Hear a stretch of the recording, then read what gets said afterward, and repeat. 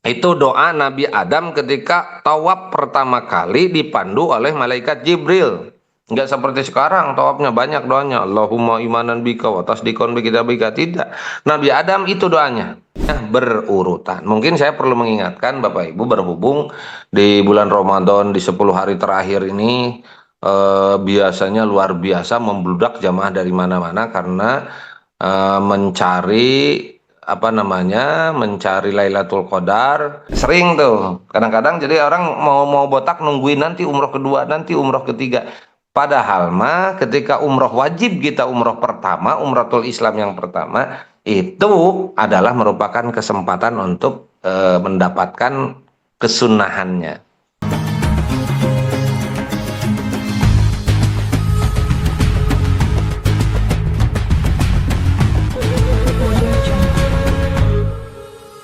Nah, lanjut Bapak Ibu ya, lanjut nih. Anggap tawaf udah selesai ya, 7 putaran. Ya, Itu tidak itu salah satu diantaranya. Bagi perempuan terutama ya. dalam pakaian ihramnya ya. Tolong diperhatikan bagi perempuan dalam pakaian ihramnya adalah harus pakai manset, harus pakai ciput, karena kadang-kadang ketika ngangkat tangan, ketika berdesak-desakan, ketarik dan lain sebagainya menjadi aurat dan aurat itu sebetulnya bisa membatalkan tawaf karena salah satu di antara batalnya tawaf itu ketika auratnya terbuka. Terus itu kira-kira mau ditempelin kaki, jangan balik. Disuruh dijaga.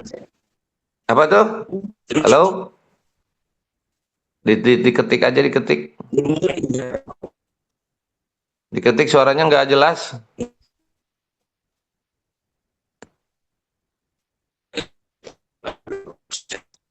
Ya? Ada yang di ini? Atau ini yang nggak ke mute suaranya? Karena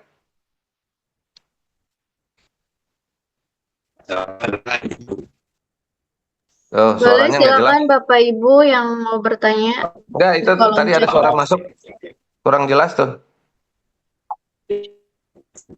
Ada yang bocor tuh Pak ya. Bocor, bocor. Oh, bocor. Udah itu dulu, di mute dulu. Kami lanjutkan ya Bapak Ibu. Anggap tawaf selesai 7 putaran dari Hajar Aswad sampai ke Hajar Aswad. Doanya tadi ya Rabbana atina fid dunya hasanah itu dari Rukun Yamani sampai Hajar Aswad.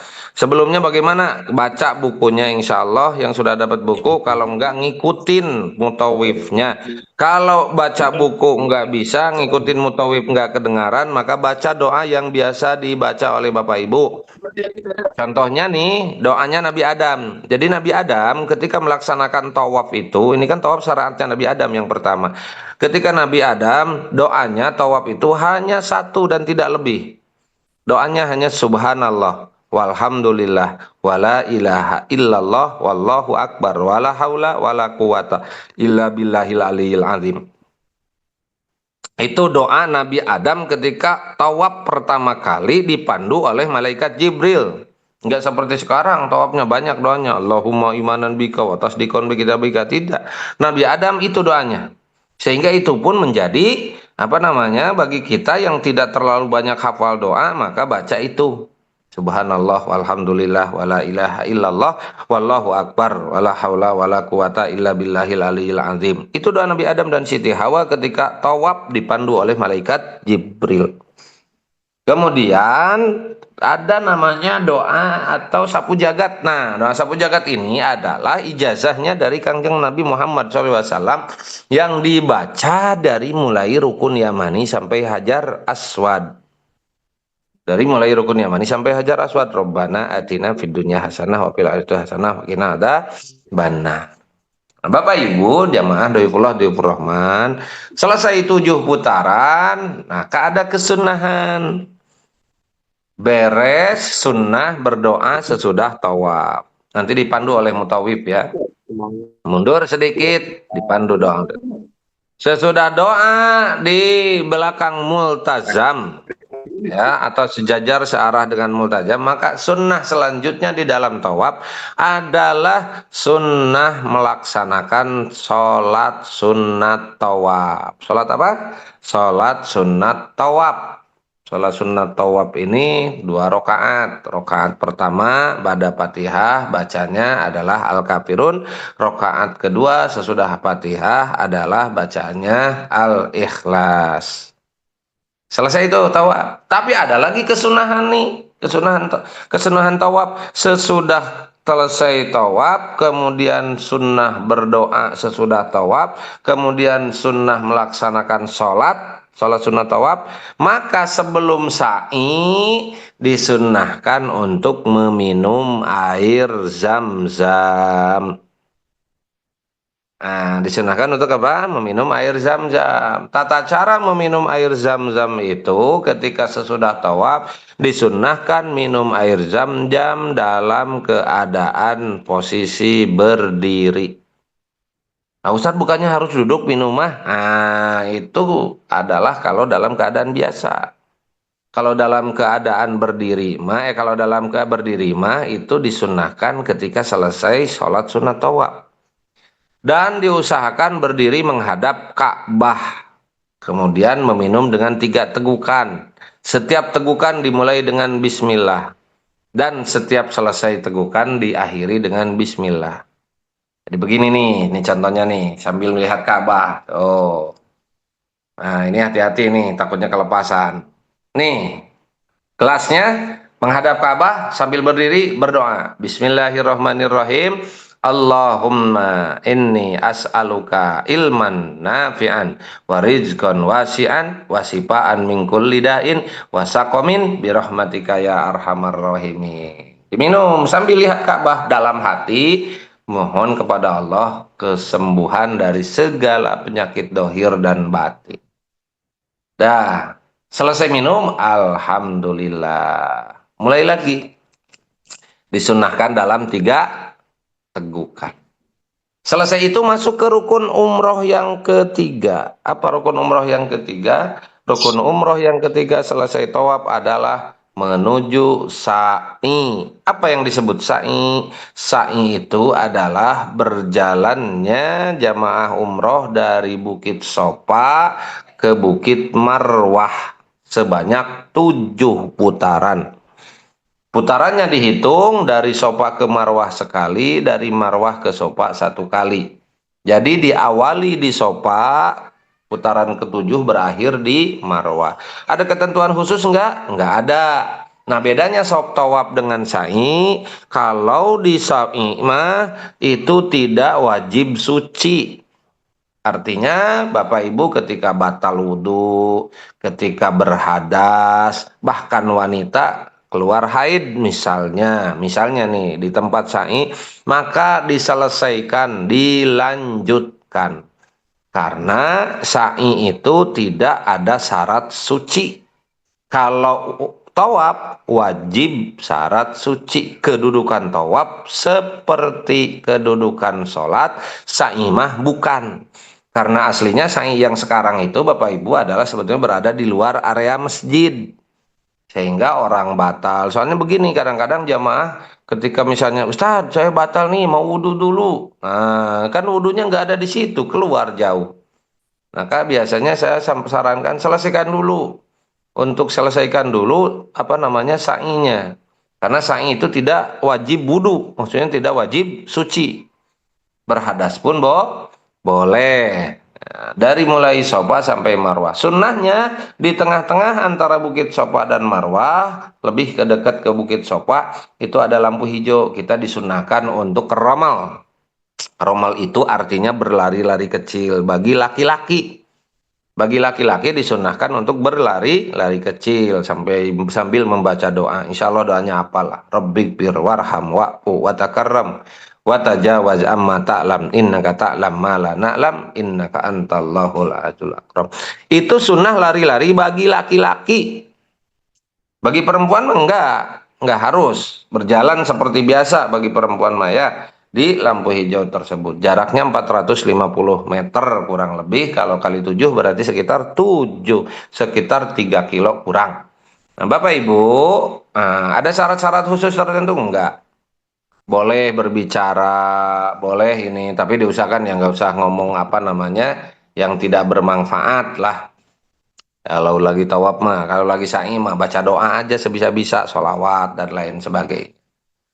Nah, kemudian selesai sa'i, masuk ke rukun umroh yang keempat. Rukun umroh yang keempat itu apa? Rukun umroh yang keempat itu tahallul. Nah, tahallul ini apa? Oh ya, nanti dikirim ya, Bu ya. Bahan presentasi dan rekaman Zoom. Oh ya. Kalau ada yang mau ditanyakan silakan ya, Bu Adwina Duyanti. Biar ini, insya Allah sudah sebelumnya sudah dapat gambaran, tapi insya Allah mungkin kalau ada yang masih ragu-ragu boleh nanti langsung. Nah, Bapak Ibu sekali lagi, tahallul itu adalah mencukur rambut bahasa sederhananya. Mencukur rambut itu bagaimana? Ya dipotong bagi laki-laki.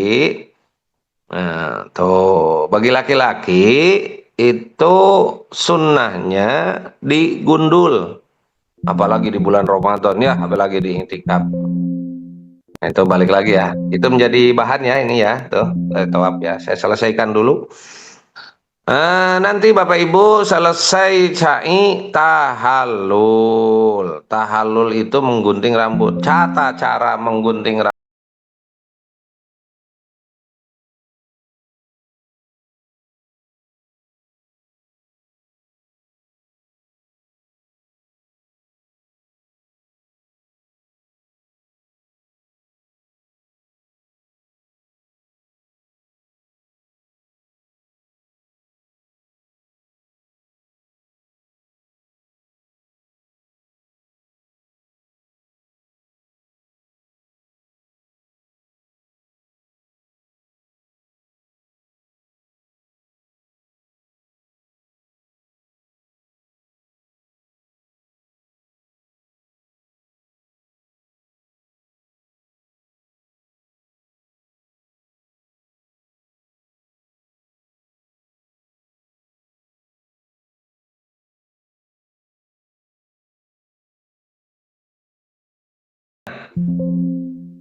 Nggak boleh sama askar ya, askar di Saudi nggak boleh.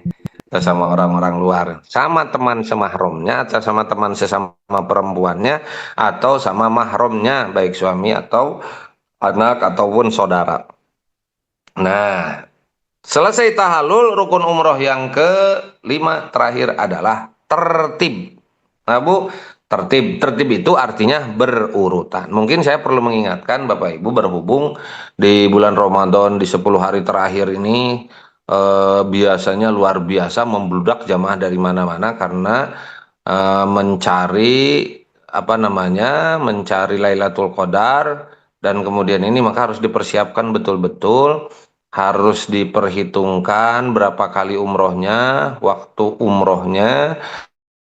Jangan sampai kemudian waktu umrohnya itu istilahnya terhambat dengan mobilisasi massa bergeraknya penuh. Dan itu kalau intikaf itu memang Bu, yang sah itu menurut Imam Syafi'i itu harus seharian penuh, full 1 hari baru dikatakan intikaf itu sah. Itu 1 harian. Nah, karena ada Imam Malik dan Imam Abu Hanifah intikaf nanti di Masjidil Haram itu beliau 24 jam siang dan malam. Kalau Imam Syafi'i mah seharian. Nah, terakhir ada kalimat di sini kena yasihu i'tikaful laili wahdah. Dan sah i'tikaf itu pada malam hari saja. Maksudnya siangnya enggak. Tapi malam full. Tapi malamnya fullnya itu bukan begini. Saya juga mau i'tikaf nanti dari jam 11 sampai jam 3 malam. Nah, itu kata sebagian ulama kategorinya enggak sah i'tikafnya. Karena i'tikaf itu minimal 1 hari penuh. Kata Imam Syafi'i. Tapi ada juga pendapat mengatakan kalau butuh, apakah boleh saya keluar dulu? Boleh. Boleh keluar dulu. Misalnya nih Ibu sudah, Bapak Ibu nih sudah di Masjidil Haram nih untuk intikaf nih malam ini dari sebelum asar atau asar nih. Kemungkinan bukanya di masjid. Nah, selalu mengikuti taraweh nanti lapar nih. Bagaimana nih? Boleh keluar? Boleh. Untuk beberapa hajat yang darurat sifatnya itu boleh. Misalnya mau buang angin atau misalnya buang hajat, kemudian lapar, haus. Kecuali kalau hausnya itu, ini ada dalam kitabnya, haus itu di dalam sana ada air maka tidak disarankan untuk keluar. Menurut para ulama, kalau di dalam masjid tersebut ada air yang bisa diminum, maka tidak boleh keluar untuk membatalkan iktikafnya. Kan biasanya kan standarnya orang Indonesia tuh nggak ada yang kuat lama di masjid dari 1 hari atau 1 malam. Biasanya standar orang Indonesia itu kuatnya itu ya taraweh juga paling kuat dari jam 7 sampai jam 9, lewat jam 9 itu jam 10, jam 11. Lama, udah besoknya nggak taraweh lagi. Itu di Indonesia. Kalau di sana kan kita memang sudah berniat untuk intikaf. Jadi fokuskan di intikafnya. Umroh 1 atau 2 kali agar mendapatkan padilah umroh setara dengan pahala ibadah haji. Kemudian intikaf harus dimanage dengan baik karena ketika kalau ngantuk pisan akhirnya tertidur bagaimana Pak Ustadz? Berarti maknanya batal. Kecuali tidurnya sambil duduk, 12 jam tidur sambil duduk, bangun ya nggak batal. Tapi kalau tertidur, kemudian misalnya berubah dari posisi tempat duduknya, maka batal. Konsekuensinya harus ngambil wudhu, harus keluar. Ada dari Masjidil Haram juga ada tempat wudhu mah, tapi tidak ada toilet ya. Tidak ada toilet, tapi ada tempat wudhu. Ambil wudhu lagi. Makanya intikaf itu, Bapak Ibu, para ulama mengatakan intikaf itu tidak harus duduk. Masih tetap disebut iktikaf walaupun tatrudu itu mondar mandir, bolak-balik, berdiri, duduk, kemudian jalan. Yang penting ketika posisinya ada di Masjidil Haram, biar tidak ngantuk tadi tuh, boleh tuh, saya mah mau tawaf sunnah, nggak apa-apa tawaf sunnah 7 kali kayak dalam 1 malam, nggak ngantuk insya Allah sambil baca Quran. Itu masuk kategori iktikaf. Dan iktikaf di Masjidil Haram 100.000 kali iktikaf nilainya, plus dikali Lailatul Qadar senilai 83 tahun. Waduh. Bukan. Jadi iktikaf itu seyogianya, baiknya dalam keadaan tidak ada syarat tuduh. Orang batal beriktikaf boleh.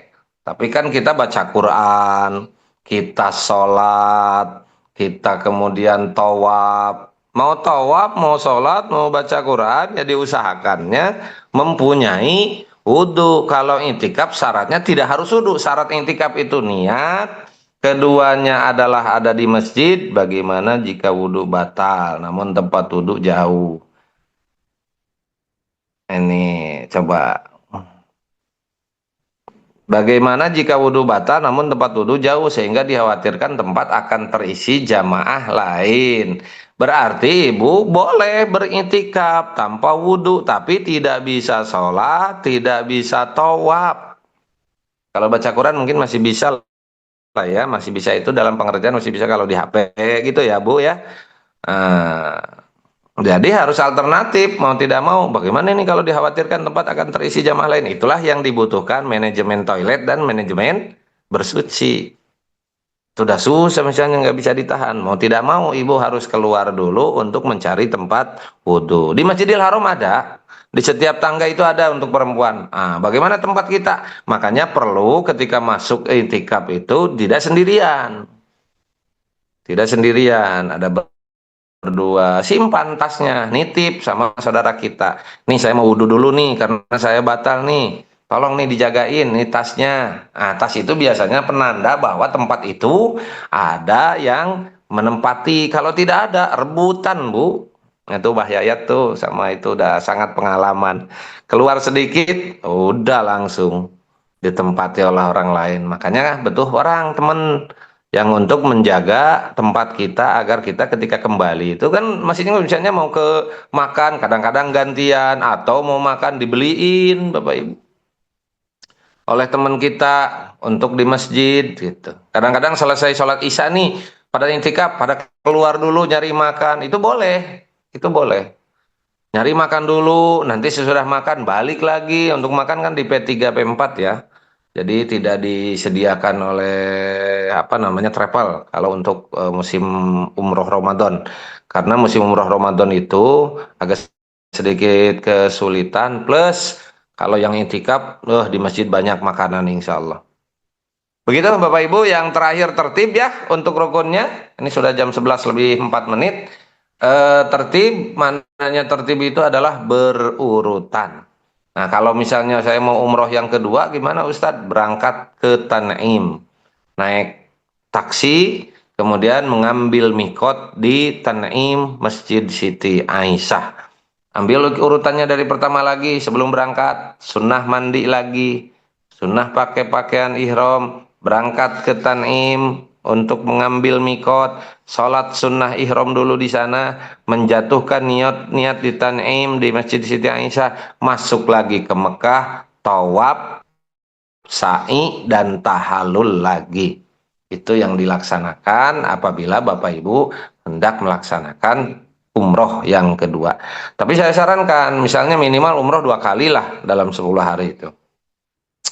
Kemudian disarankan itu untuk lebih banyak tawaf ya, untuk lebih banyak tawaf karena i'tikaf Ramadan itu adalah diantaranya isinya adalah perbanyak tawaf, tawaf sunnah ya, tawaf sunnah.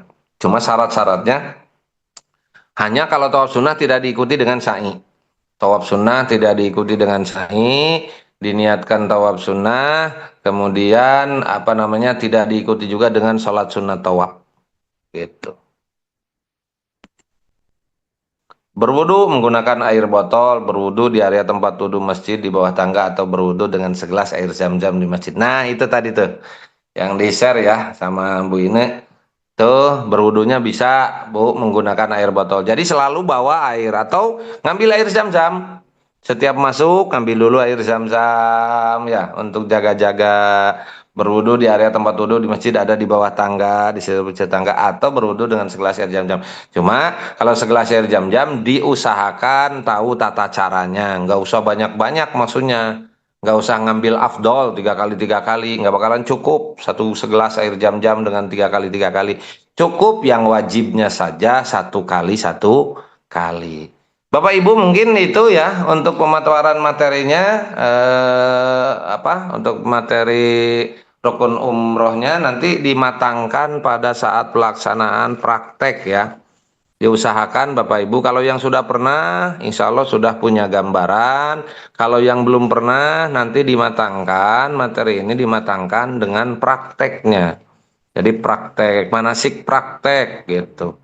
Kadang banyak orang yang melihat dari media sosial atau melihat dari YouTube dan lain sebagainya. Tetapi kalau tidak diikuti dengan prakteknya itu kadang-kadang sedikit gamang sebetulnya, tidak yakin begitu. Nah nanti kalau di praktek itu diusahakan nih praktek sebelum berangkat, karena itu merupakan sebuah ya kita tidak cuma berangkat dengan biaya saja, tapi juga dengan ilmu. Salah satu istitoah itu adalah istitoah biaya, istitoah fisik, istitoah ilmu. Nah ini yang harus diperhatikan. Mungkin kalau masih ada yang mau ditanyakan silakan ya. 3 menit lagi terkait dengan ibadah umroh Ramadan dan harapannya dari kami semoga Bapak Ibu diberikan kesehatan, diberikan kelancaran, diberikan kemudahan untuk bisa melaksanakan ibadah umroh i'tikaf Ramadan ini. Dan mungkin tadi seperti yang disampaikan oleh Abah bahwa umroh Ramadan ini akan berbeda sekali dengan umroh reguler biasa, baik dari sisi kepadatan jamaah, dari sisi mobilisasi, dari sisi pergerakan jamaah, dari sisi biaya dan hotelnya juga akan berbeda karena ini merupakan puncak ibadah umroh sepanjang tahun itu ada di Ramadan. Semua negara berbondong-bondong jamaahnya untuk datang melaksanakan ibadah umroh di bulan Ramadan dan lebih banyak i'tikafnya. Lahalul langsung botak pada umroh ke-1, bagaimana dengan umroh kedua dan ketiga? Nah ini sering sekali. Tahallul itu boleh langsung atau botak pada umroh yang ke-1. Bagaimana umroh yang kedua dan umroh yang kedua dan yang ketiga, tahallulnya itu cukup simbolis. Simbolis itu bagaimana? Menggerakkan atau menempelkan kayak begini nih, menempelkan guntingnya saja, kemudian diberjalankan di atas kepalanya, itu sudah memenuhi cukup mencukupi syarat tahallul. Ya, sering tuh. Kadang-kadang jadi orang mau botak nungguin nanti umroh kedua, nanti umroh ketiga. Padahal mah ketika umroh wajib kita umroh pertama, umratul Islam yang pertama itu adalah merupakan kesempatan untuk mendapatkan kesunahannya. Bukan berarti tidak baik ya, kedua ketiga juga boleh, tetapi pada saat umroh pertama dibotakin itu memenuhi kesunahannya. Pada saat umroh kedua ketiga bagaimana cara tahallulnya?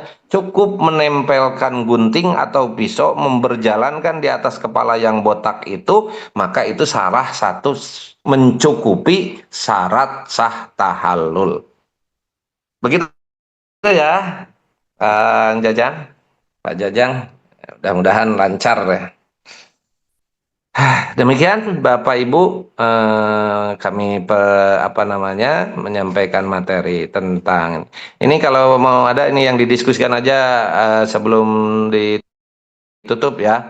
Kalau ada yang mau ditanyakan biar jelas, karena ini kalau untuk ibadah umroh Ramadan itu memang agak sedikit beda ya. Di luar tema, apa setelah imsak masih boleh makan dan minum, dan tips agar ketika puasa tidak ngantukan. Masya Allah. Di luar tema ini katanya Bapak Ibu. Assalamualaikum, izin bertanya nih. Setelah imsak masih boleh makan. Imsak itu adalah aba-aba. Warning agar kita tidak kelepasan. Karena yang namanya puasa itu adalah min tulu'il fajri sodiki ila gurubis samsi, dari mulai terbit fajar sodik. Terbit fajar sodik itu adalah waktu subuh. Sebetulnya kalau orang masih makan di waktu subuh sudah azan, apalagi sampai komat kemudian sedang makan, itu terus makan, sebetulnya dia sudah batal. Itu, tapi dia wajib imsak. Imsak itu menahan. Jadi kalau imsak itu di kita, imsak itu adalah warning. Perhatian agar nih 10 menit lagi mau terbit nih Fajar Shadiq, agar tidak sampai ke Fajar Shadiq kita masih ngopi, maka dikasih tahu imsak. Boleh nggak makan minum? Masih boleh, yang penting makannya jangan sampai 20 menit kemudian. Misalnya makan sesuap, dua suap, atau minum seteguk, dua teguk, masih boleh, karena sebetulnya belum waktunya berpuasa. Tips agar ketika puasa tidak ngantukan, lari. Insya Allah nggak ada yang ngantuk sambil lari ya, Mas Ada ya.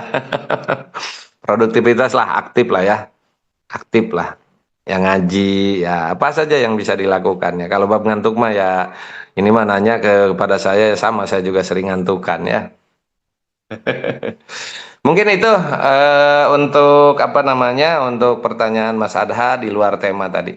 Begitu Bapak Ibu, sekali lagi terima kasih atas perhatiannya. Mohon maaf atas segala kekeliruannya, dan semoga kami doakan semoga diberikan kelancaran, diberikan kemudahan dalam melaksanakan ibadah umroh Ramadannya.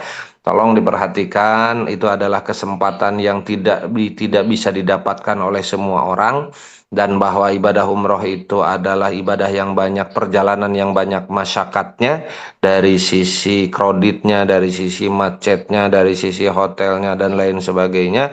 Mohon dipersiapkan ruhani dan batiniahnya, dipersiapkan kesabarannya, karena Bapak Ibu rebutan mencari satu tempat duduk di Masjidil Haram agar kita bisa beriktikaf.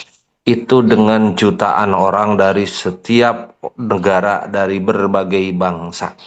Maka ala kulli hal, alhamdulillah yang sudah mendapatkan tiket, visa dan lain sebagainya, semoga umrohnya mabrur mabruroh, makbul makbula, dan semoga diberi. Jangan lupa doakan kami yang tidak berangkat agar kami mendapatkan kesempatan untuk memperoleh pahala berhaji bersama Rasulullah melalui umroh iktikaf Ramadan. Terima kasih atas perhatiannya. Mohon maaf atas segala kekurangan dan kekeliruannya. Pakai doa enggak ini? Atau sudah saja, kita tutup. Doa aja. Langsung doa dulu Om Haji. Boleh. Ya, ya.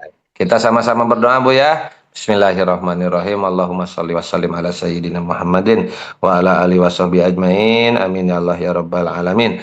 Allahumma hamdan syakirin hamdan na'imin hamdan yuafi ni'amahu wa yukafi mazidah. Ya Rabbana lakal hamdu kama yanbaghi li jalali wajhikal karim wa li 'azimi sultanik.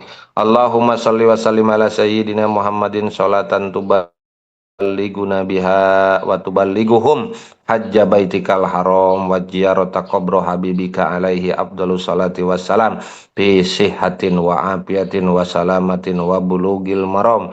Allahumma balligh muradana wa maqasidana li ziyaratil Makkatil Mukarramah wal Madinatil Munawwarah lil haji wal umrah bi hadzal am bi rahmatika ya arhamar rahimin.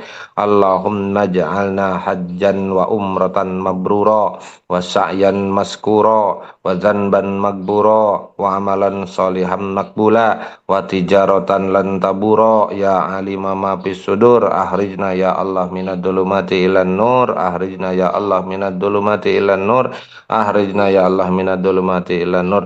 Allahumma barik lana fi Ramadan, Allahumma barik lana fi Ramadan, Allahumma taqabbal minna salatana syamana wa qiyamana wa ruku'ana wa sujudana wa tadarru'ana wa takhassu'ana wa ta'abbudana wa tammim taksirana ya Allah ya Rabbal alamin. Rabbana atina fid dunya hasanah wa fil akhirati hasanah wa qina adzabannar. Subhana rabbika rabbil izzati amma yasifun wa salamun alal mursalin walhamdulillahi rabbil alamin. Terima kasih atas perhatiannya. Mohon maaf atas segala kehilapan dan kekurangannya. Semoga ibadah puasa kita diterima. Semoga Bapak Ibu dimudahkan, disehatkan, dilancarkan dalam perjalanan ibadah umrohnya, menyandang dan menghasilkan mendapatkan umroh mabrur, mabruroh, makbul, makbulah. Assalamualaikum warahmatullahi wabarakatuh.